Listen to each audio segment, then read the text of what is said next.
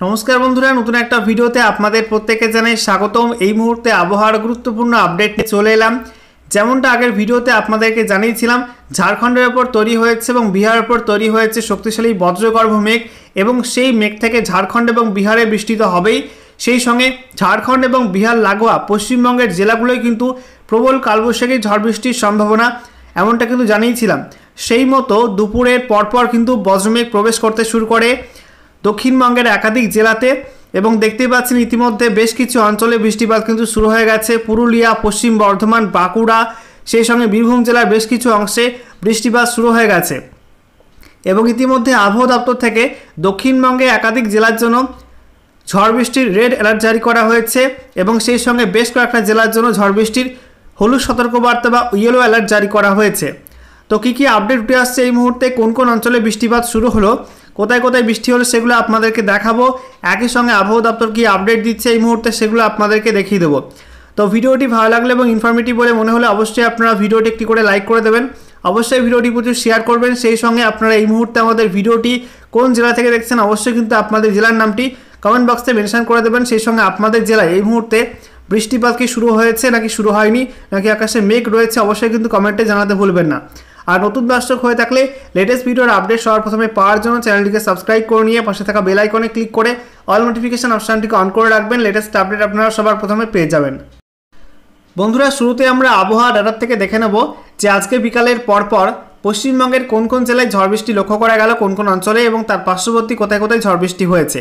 তো মূলত ঝাড়খণ্ডের উপর শক্তিশালী বজ্রমেঘের কারণে কিন্তু ঝাড়খণ্ড লাগোয়া পশ্চিম বর্ধমান, পুরুলিয়া, বাঁকুড়া এবং বীরভূম জেলায় কিন্তু ঝড় বৃষ্টি লক্ষ্য করা গেছে। একটু জুম করে আপনাদেরকে দেখাবো কোন কোন অঞ্চলে ঝড় বৃষ্টি হলো।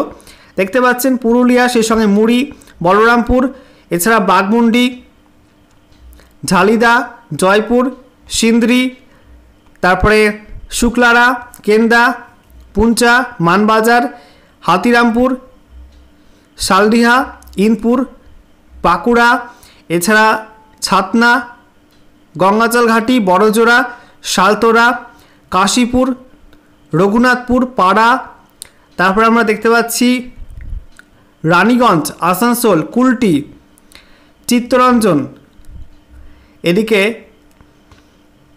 দুর্গাপুর, সেই সঙ্গে উকড়া, দুবরাজপুর, ইলামবাজার, সিউড়ি, রাজনগর, মহেশপুর, নালা, মাসলিয়া, সেই সঙ্গে আমরা দেখতে পাচ্ছি ঝাড়খণ্ডের দুমকার দিকেও বৃষ্টিপাত হয়েছে, রামপুরহাটের দিকে বৃষ্টিপাত হয়েছে, তারপরে মল্লারপুর, নলহাটি, মুরারাই, এই সমস্ত অংশে কিন্তু ঝড় বৃষ্টি লক্ষ্য করা গেছে। ঠিক আছে, সেই সঙ্গে আমরা দেখতে পাচ্ছি মালদার দিকেও কিন্তু কিছুটা বৃষ্টিপাত লক্ষ্য করা গেছে, ধুলিয়ান, সেই সঙ্গে আমরা দেখতে পাচ্ছি পাকুড়, এই সমস্ত অংশে কিন্তু কিছুটা ঝড় বৃষ্টি লক্ষ্য করা গেছে। এই ঝড় বৃষ্টি আরও কোথায় কোথায় হতে পারে, তো আপনারা দেখতে পাচ্ছেন যে এই যে মেঘগুলো সেগুলো কিন্তু পূর্ব দিকে আসছে। ঠিক আছে, আস্তে আস্তে কিন্তু পূর্ব দিকে আসছে। এর জেরে রাতের মধ্যে কিন্তু পূর্ব বর্ধমান জেলায় ঝড় বৃষ্টি হতে পারে। সেই সঙ্গে বাঁকুড়া জেলার বাকি অংশে কিন্তু ঝড় বৃষ্টির সম্ভাবনা থাকছে। একই সঙ্গে হুগলি জেলার কিছু অংশে কিন্তু ঝড় বৃষ্টির সম্ভাবনা থাকছে। ঠিক আছে, সেই সঙ্গে মুর্শিদাবাদ জেলাতে কিন্তু ঝড় বৃষ্টি হতে পারে এবং মালদার কিছু অংশে ঝড় বৃষ্টির লক্ষণ কিন্তু রয়েছে। দেখে নেব আবহাওয়া দপ্তর থেকে যে নাওকাশ জারি করা হলো সেখানে কোন কোন জেলার জন্য ঝড় বৃষ্টির রেড অ্যালার্ট জারি করা হয়েছে রাতের মধ্যে এবং কোন কোন জেলার জন্য ঝড় বৃষ্টির ইয়েলো অ্যালার্ট জারি করা হয়েছে।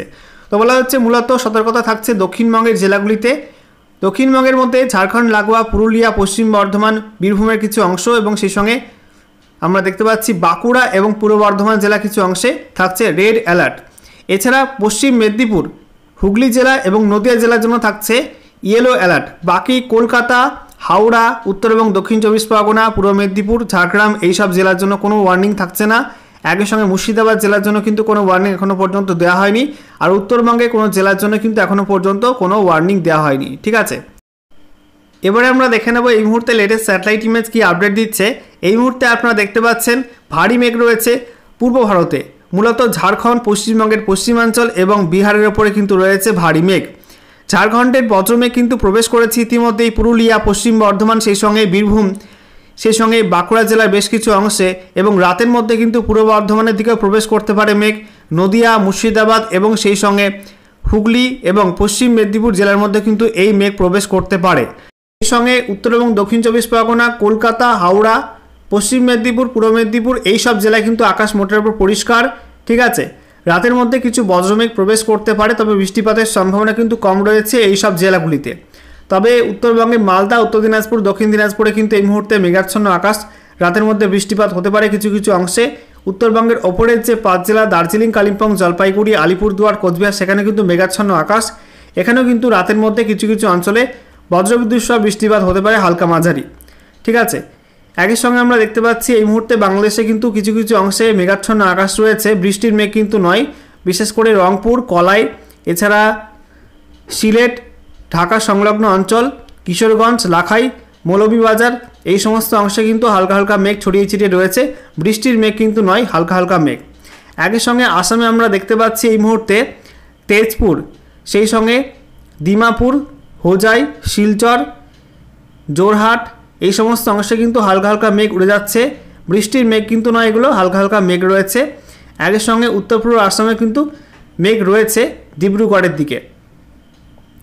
এছাড়া আমরা দেখতে পাচ্ছি ভারতের মধ্যে বাকি অংশে কিন্তু পরিষ্কার আবহাওয়া, শুধুমাত্র দক্ষিণ ভারতের উপকূলবর্তী কর্ণাটকে বজ্রবিদ্যুৎ সহ বৃষ্টিপাত শুরু হয়েছে, একই সঙ্গে কেরালায় কিন্তু বজ্রবিদ্যুৎ সহ বৃষ্টিপাত শুরু হয়েছে।